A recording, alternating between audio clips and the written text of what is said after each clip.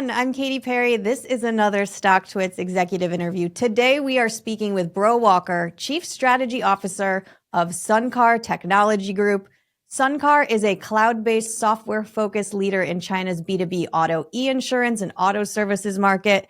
Breaux, thank you so much for dialing in with us today and having a chat. We're eager to get the story out there to our community of retail investors. Great. Thank you, Katie. Very excited to be here this morning. So let's start at a high level, layman's terms, what Suncar does. It seems like you're kind of the tech service network that helps a bunch of people in the ecosystem in China provide auto insurance, warranties, things like that. How would you describe this to somebody who's not deep in this space so they can sort of understand, the business model, who you sell to, and how you make money? Yeah, it's great, Katie. Thanks for the question. We've had the same vision since 2007, our founding, which was really to make auto insurance and auto services more time efficient, cost effective for customers and consumers. And we've been riding the technology curve all the way up. Lately, very much focused on AI, open source AI, to really achieve that mission and that goal. We've really innovated. It's not just in China, globally, a cloud-based solution to managing your vehicle. Many analysts here, research analysts in the U.S., have also said that this is the way that vehicles will be managed in the future, where drivers really don't want to worry about their services or whether they're getting the best insurance for their vehicle. They want a cloud-based solution, whether it's managed by an insurance company or a finance company, a bank, or whatnot. So we've created this innovative concept for managing your vehicle that's cloud-based on the back end. It ties into 85 different insurance providers in China. Any insurer you'd want to insure your vehicle there, we're connected to through this cloud. And then on the front end, we have a variety of mobile apps that allow the drivers or our sales agents to be able to sell and deliver the best services, optimal services to the driver. So the point is that the driver doesn't need to worry about the vehicle or the costs associated with it. Our cloud manages that for them. And again, we think it's an innovative approach, one that is applicable to other countries as well. But in China, we're a very unique solution for the market and very efficient, and which is why we're growing so rapidly in our market. Yep. And I want to get into earnings, but quickly, you mentioned AI, and it seems like I'm not sophisticated in insurance, but it sounds like this is one of those instances that is ripe for AI in that you're sort of optimizing a lot of different data in a lot of places to come up with an ideal pairing or pricing. How do you guys incorporate AI to give a better experience to the B2B sort of buyers that you have, and then also the end consumers? Right. Well, we're very blessed to be partnered with 20 different EV companies in China, some of whom your audience will be familiar with because they're listed in the U.S., companies like NIO. We're partnered with Tesla as well, not just Chinese EV companies, but NIO, Xiaomi, which is like the Apple of China. We're partnered with these companies and very much and have been for a few years now, and that's driving a lot of our innovation. So we have an innovation center outside of Hangzhou where DeepSeek is from. Most Americans now know of DeepSeek as kind of disrupting OpenAI's model.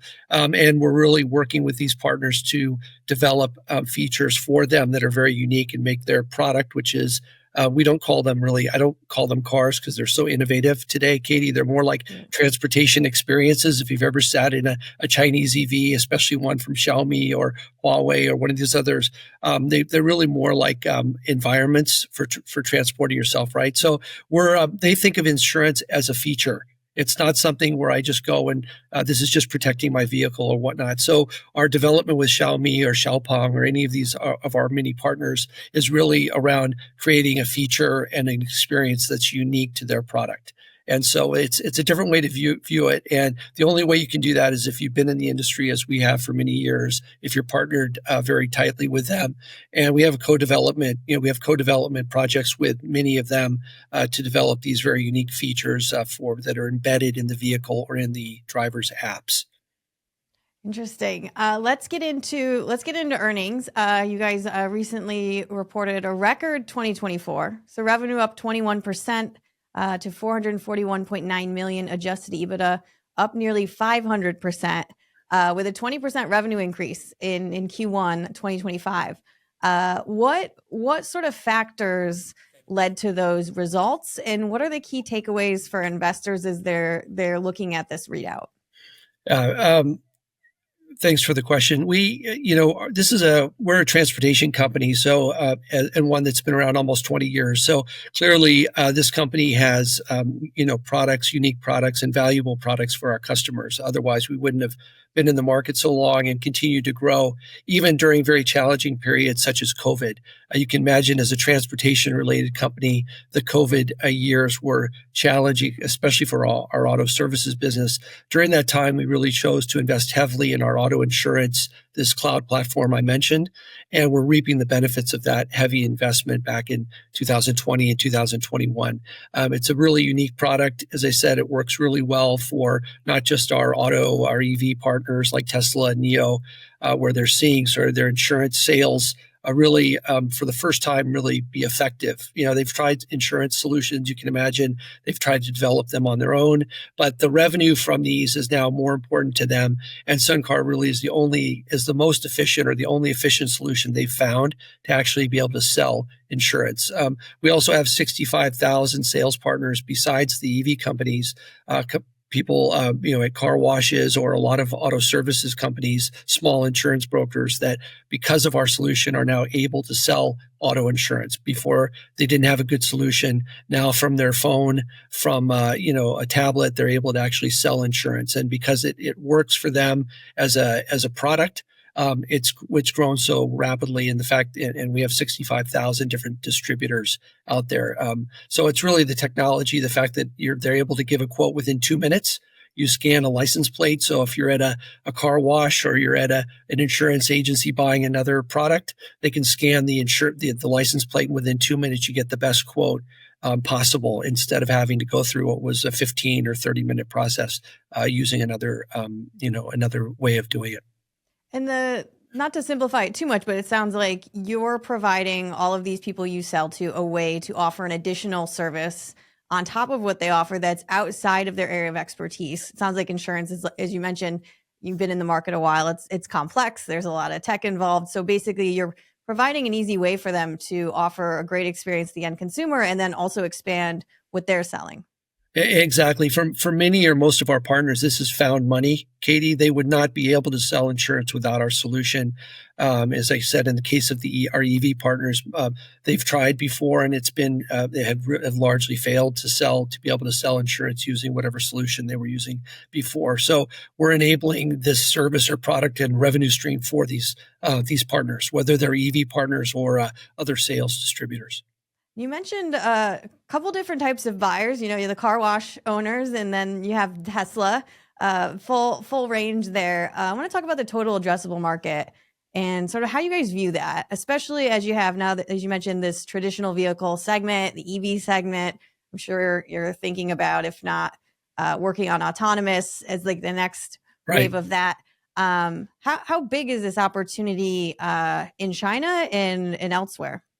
So the total market is about $250 billion. So 250 billion is our TAM, if you will. And today, maybe 10% of that is digital. So we have a huge kind of a blue ocean opportunity in terms of just taking what's been being done manually today, paper-based, and digitalizing that. But I think beyond that, it's the innovation of embedding the insurance inside the vehicle software, or inside the software of our sales partners, in terms of the mobile apps that they're using to now sell insurance. So, we see this opportunity is huge. Our partners, the EV companies, mostly, we do also offer gas vehicle companies our solution, but our EV company, our partners have grown really rapidly. As you know, Katie, last year EVs surpassed gas vehicle sales in terms of new vehicle sales in China, and then 20% of all auto sales now are EV globally. So we have really strong partnerships with the EV companies. They started about 6 years ago, roughly. And so those partnerships are obviously driving a lot of growth. And again, the fact that we're co-developing and in their development cycle in terms of their software, their vehicle software, which is very advanced, that's bodes very well for us. And especially since for renewal policies, we get a larger cut of the revenue. So we rev share with our partners, whether it be an EV company or one of our sales distributors. We rev share on every commission that we get from the insurance sale. But on renewal revenue, we take a larger cut of the business. So as our EV partners, as their drivers go to renew, that's great for Suncar because we the the stickiness is very high because we're in the vehicle, so that the renewal rates are very high, but our percentage of the commission is much higher for the renewal versus the new policy sold. You mentioned that Blue Ocean. That was shocking. 10% digital. That seems shocking in 2025, and it's an important call as you look at kind of the future. I'm curious. There must be a lot of competition for these partnerships or getting embedded in these with these insurers or vehicle companies, OEMs. How do you guys think about when you go into those meetings and you're talking to the Teslas? What are you putting in front of them to convince them to either use you exclusively or prioritize you in what they're offering to their customers? That's a great question, Katie. Thank you. We again started about 6 years ago now, speaking with these partners, and it wasn't something where we were sort of instantly accepted or instantly were able to start working with these partners. They obviously have a lot of resources themselves, and a lot of them really tried to do it themselves, but were not successful at doing it. So we've been building the relationships with them for many years. It's not something, we're not some overnight success or we have some overnight partnership, but after many years of showing them our capabilities and what we're doing with our other partners, they realize that we have the most effective solution in the market. And it was kind of best by test, if you will. We've been through this large process with them and iteration where they've back and forth, where they've looked at what we've done, potentially tried to do it themselves. It didn't work out and they came back to us. So, and then they see now for the companies that have been thinking about doing stuff with us, they see what's been working with our existing partners, and it's been incredibly effective, 5 or 6 times more effective than the take rates they were getting before with whatever they were trying to do with insurance. So now we're well known in the market. We have 2 or 3 very successful partners, and this is a small universe of companies. They talk to each other a lot. And so they're also very concerned about LTV now, a lifetime value. This is a new thing in China, not just in auto, but all of our partners, insurance companies, banks, auto companies are now very focused on LTV. Suncar is an LTV company. We enable them to capture this downstream and recurring revenue in a way that no other solution does. And now they're really focused on that as competition is much tougher and the new vehicle sales have kind of flattened or have definitely are growing much less than they were. Previously, they really were focused on the new vehicle sale. Now they're very focused on LTV. Suncar is a very unique and effective LTV solution. Yeah, we read a lot about in the stateside how competitive the EV market is. Right. In China and here in the US, we see Teslas, we might see Rivian here and there. It's a little bit of a different story. One of the big players you guys work with is BYD, which our investor community is familiar with. We see them in the headlines a lot. And I know you recently expanded a multi-year partnership with those guys to 50 dealerships. Why is BD sort of a good example of a strategic partner that just makes sense for you all? I think people who know BYD, and I visited them, I think for the first time about 20 years ago, they are a company that's been very focused on sort of not invented here type, or that trying to do reverse integration and do everything themselves. That's been like their mantra.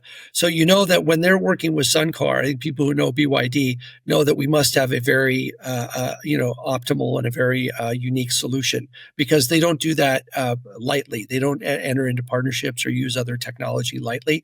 They make their own tires. I think still, BYD is a company that would very much prefer to make things themselves, every part of their vehicle. So the fact that we now have 60 or more dealerships now using our solution suggests that we have a very unique technology, a very unique solution in the market. And people who know BYD will know that we're not their first choice. use. They would rather build it in-house or do something like that. And so the fact that we're growing within BYD is a really good sign for Suncar. And again, we started talking to them years ago.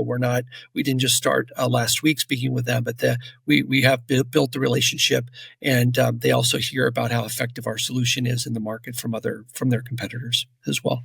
Interesting nuance, and it resonates. We talk often on our program about how Apple's an example of a company like that in the US. They'd rather just build it themselves. And so, if Apple has a vendor, works with someone, you're like, okay, that means they did not think they could do it better, or there was a good reason for it. So it's helpful to have that perspective on just the company ethos. I want to talk about financials for a bit before we let you go. I know you're moving towards profitability. You had coming off that strong quarter. Looking out to the rest of 2025. What gives you confidence in sort of hitting these revenue goals and profitability targets that you set for yourself? Well, yeah, we've had said over 24% top line CAGR revenue growth the last 2.5 years. Our adjusted EBITDA, as you said, is close to 500% growth over the last 2 years as well. So we're very committed to moving toward profitability. A lot of the investment in our network, was done, as I said, 3 or 4 years ago. What gives me a lot of confidence is a couple of things. One is, as I said, the focus on the LTV by our partners. This is, we've had leading technology and a great value proposition for many years, but our partners have been focused in some cases elsewhere on new vehicle sales as opposed to sort of lifetime value of the customer. So that's changed dramatically. As you mentioned, the competition is intense over there, and the ability to capture not just insurance, but we also do an auto services embedded module where any of the vehicle services they might need, from light maintenance to tire changes or battery changes. We have a service network in China that offers that as well through an app. So this focus on lifetime value, customer value, is a very new focus, but a very intense focus of all of them now. And we, as I said, we are an LTV company. We're perfectly positioned for that.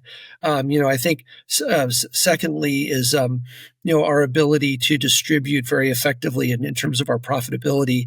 Obviously, if we're embedded inside a Tesla app or a Neo app, the friction and the cost of the sale is very low because we're part of the app. And as they turn that app on, which they will, we're the insurance module within that.